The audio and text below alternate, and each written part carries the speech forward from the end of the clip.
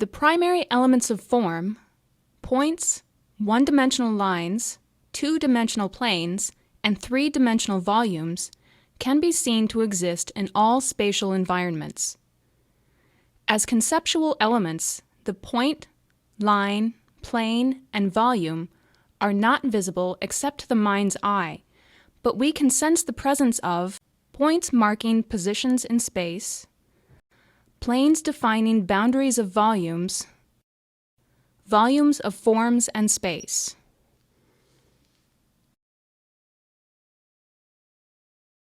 Points mark positions in space, where we are relative to our environment as well as elements in our environment that attract our attention.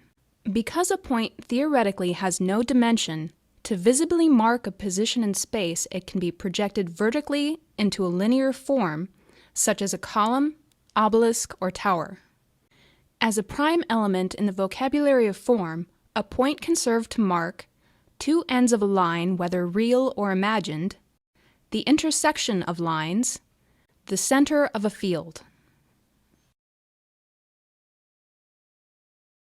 In describing the path of a point in motion, a line is capable of visually expressing direction, movement, and growth. The orientation of a line affects its role in any visual construction. A vertical line can express a state of equilibrium with the force of gravity and symbolize the human condition. A horizontal line can represent stability or a body at rest. An oblique line is a deviation from the vertical or horizontal. It may be seen as a vertical line falling or a horizontal line rising.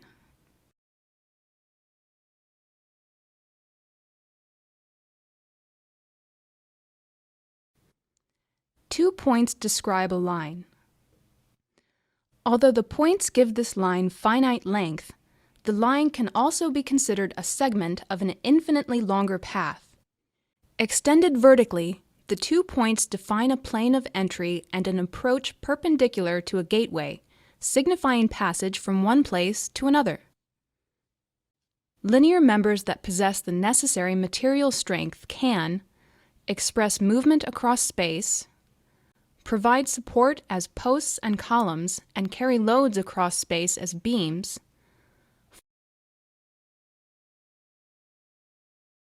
form a three-dimensional structural frame for architectural space.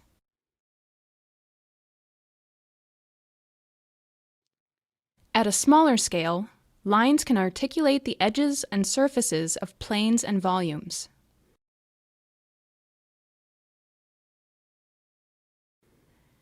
As conceptual elements, lines serve as organizing devices, aligning and ordering architectural forms and spaces.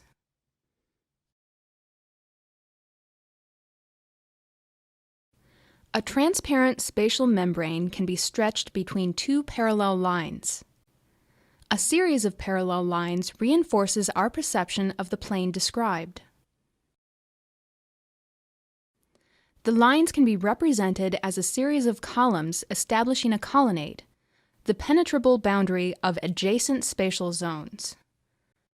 As these lines extend themselves, the implied plane becomes real, and the original voids revert to being mere interruptions of the planar surface. In a visual construction, planes serve to define the limits or boundaries of a volume.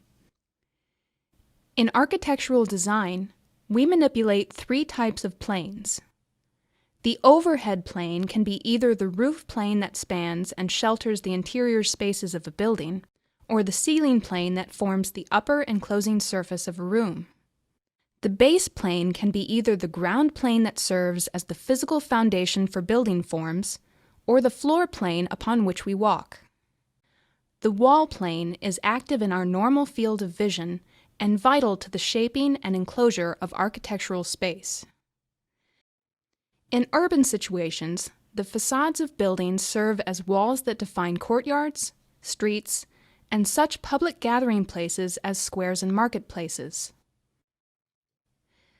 As exterior walls mold interior space, they simultaneously shape exterior space and describe the form, massing, and image of a building in space. Interior wall planes govern the size and shape of the internal spaces or rooms within a building. Their visual properties, their relationship to one another, and the size and distribution of openings within their boundaries determine the quality of the spaces they define and the degree to which adjoining spaces relate to one another. The floor plane is the horizontal element that sustains the force of gravity as we move around and place objects for our use on it. Together with the overhead ceiling plane, it has the ability to define a spatial zone without walls. While we walk on a floor and have physical contact with walls, the ceiling plane is usually out of our reach and almost always a purely visual event in a space. It may be the underside of an overhead floor or roof plane and express the form of its structure as it spans the space between its supports.